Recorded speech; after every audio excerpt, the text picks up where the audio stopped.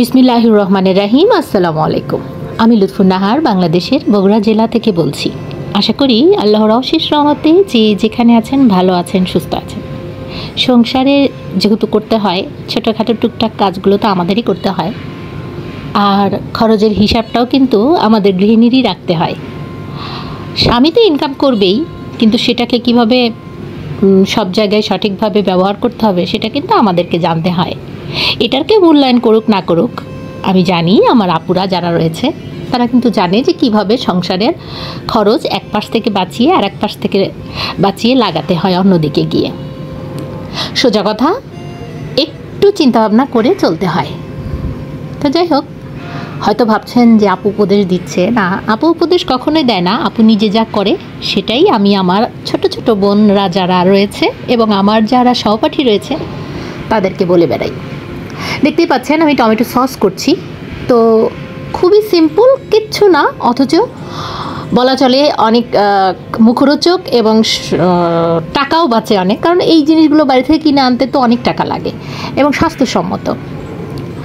তো আমি প্রথমে টমেটোটাকে জাস্ট 2 ফালি করে সিদ্ধ করে নিয়েছি, সেটা আর দেখাইনি, জাস্ট সিদ্ধ করেছি।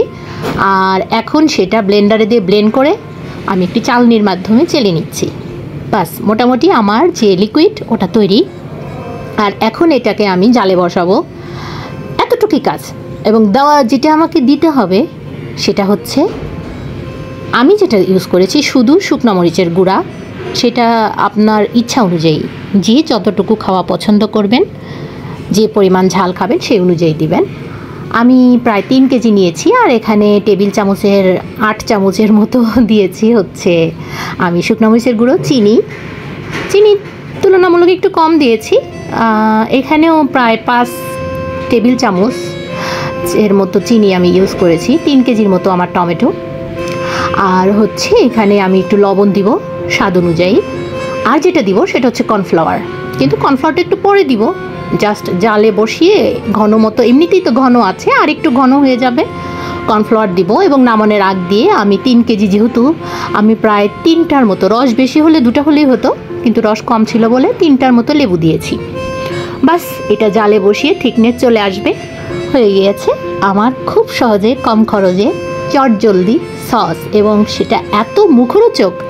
আপনারা বাসায় তৈরি করে খেয়ে দেখতে পারেন যেভাবে আমি তৈরি করলাম। তো আজকের মতো এই পর্যন্তই। আল্লাহ হাফিজ, ফি আমানিল্লাহ, আসসালামু আলাইকুম। ভালো থাকবেন সবাই, আর আমার জন্য দোয়া করবেন। আগামী একটা ভিডিও আমি আপনাদের সাথে নিয়ে আসবো। ততক্ষণ পর্যন্ত ফি আমানিল্লাহ।